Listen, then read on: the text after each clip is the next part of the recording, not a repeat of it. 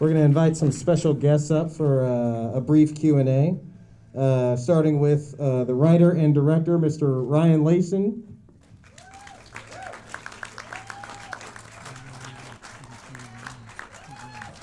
Playing Beatriz, we have Miss Lisandra Tena.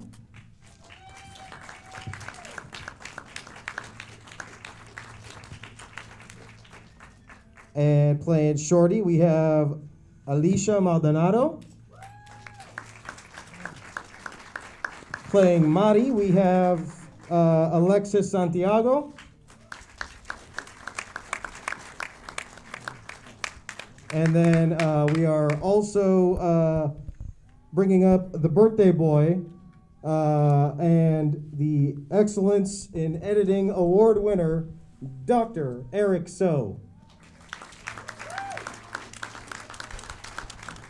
The first ever recipient of the Golden Scissors Award, everybody. And it's his birthday.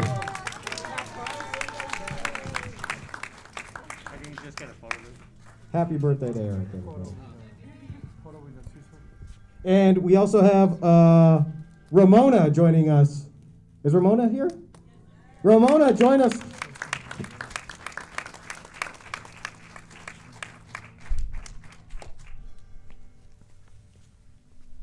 And then as Ramona is coming down, I want to mention the women from Bold Futures. The executive director, Charlene Bencomo, spoke to her today. She wanted me to thank you all for joining us.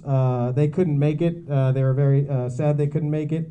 But on our Instagram, at LA Diversity Film Fest, the organization did an Instagram takeover today. And there's a lot of beautiful messages from Charlene and some of the women that are involved with the organization. So we recommend checking that out, and also just check out Bold Futures, the organization. They're an incredible organization. So this film wouldn't be possible without them. We will get it going. First of all, congratulations to you all. Ryan, we'll start with you. There's another microphone on.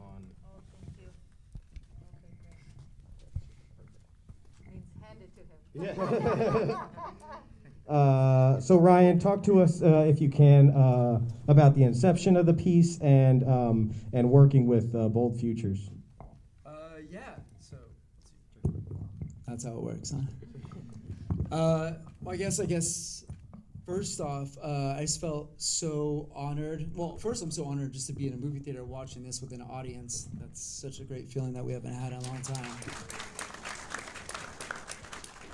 And for this film, I mean, everything that we saw on the screen is based on the true lives of 7 women. So I was fortunate enough to be able to listen to these 7 women and hear their stories and hear the lives, and then to craft the script off of that, so basically taking like each piece of their life and putting it up there to create kind of what became like the scrapbook of a story, which is what we see on screen.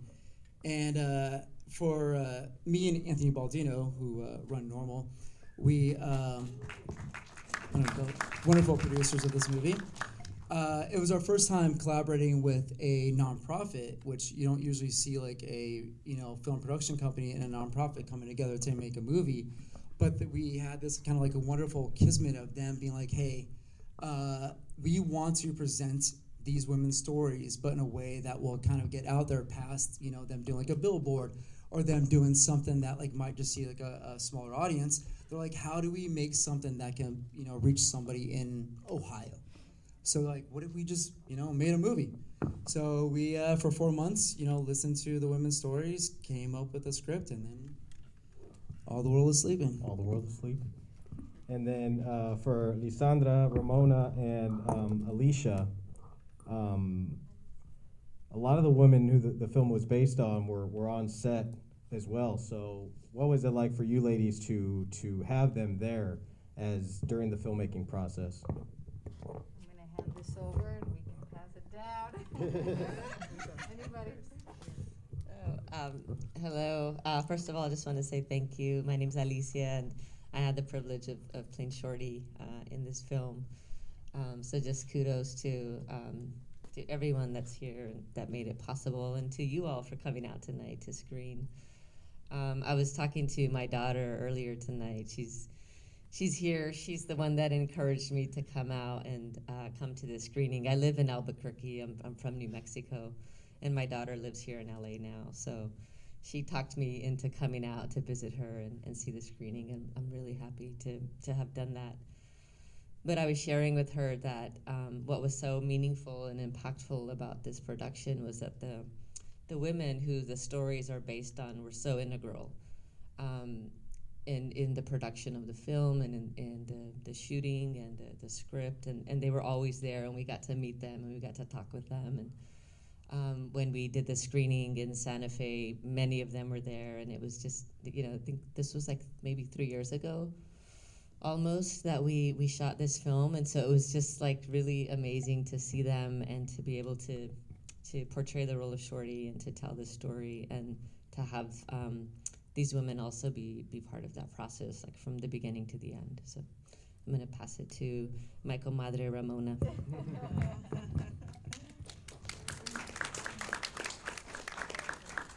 Yeah. Again, my name's Ramona King, and thank you so much, Ryan, for bringing me into this project.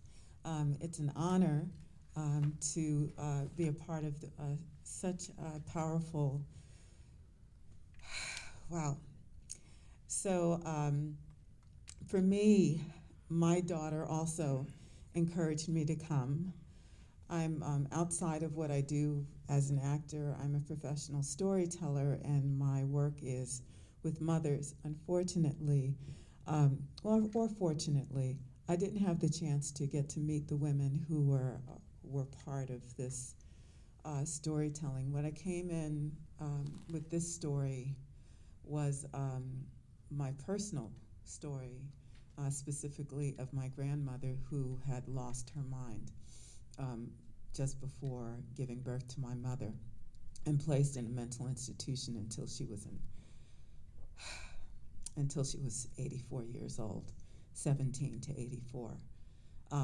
And when I was introduced to this story, I thought about the many mothers who are separated from their children, who may not have a chance to be with their children again, and the power of motherhood.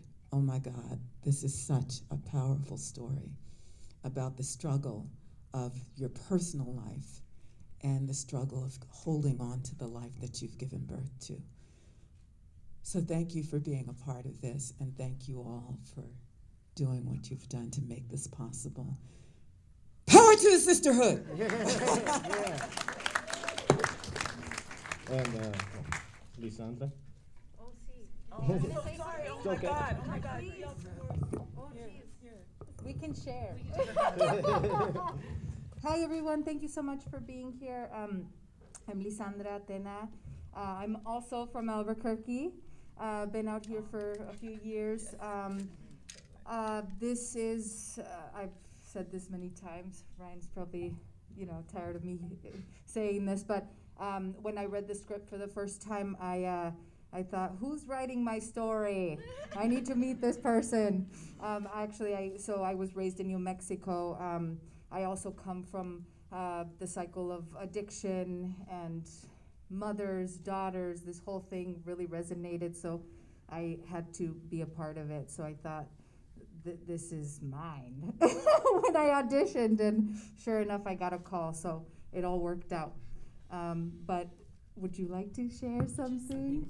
Yes, absolutely. Thank you guys so much for being here. I'm Alexis Santiago. I had the pleasure of playing Mari, which is a woman who was not, a victim of addiction and abuse. But I remember as I walked on set the first day, there was such an environment of almost like this sense of pride of like, we made it and we get to tell our story. And I remember walking on set and feeling so overwhelmed by these women.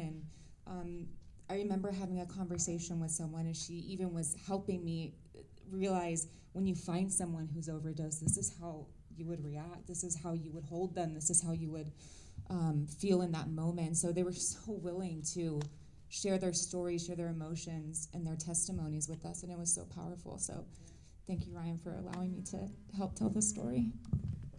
And then, quick question for Eric. Sorry, hot potato. The film covers so much story in such a large span of time. How do you begin to even piece that together? What was your process like in putting the puzzle together to come up with this beautiful edit that you did? Well, I was on set, so I got to see everything as it was coming in, all the footage, read the script, was able to kind of slowly digest it all as I saw dailies and I saw the work that was being done. And so by the time Ryan and I got a basic assembly together, I felt like we had all the conversations we needed to just to kind of lay it out. After that basic assembly, though, or at least I felt, I didn't want this to become, I don't want it to be boring. I think that sometimes when you watch a movie that's heavy, or when you watch a movie with this subject matter, it becomes a chore to watch.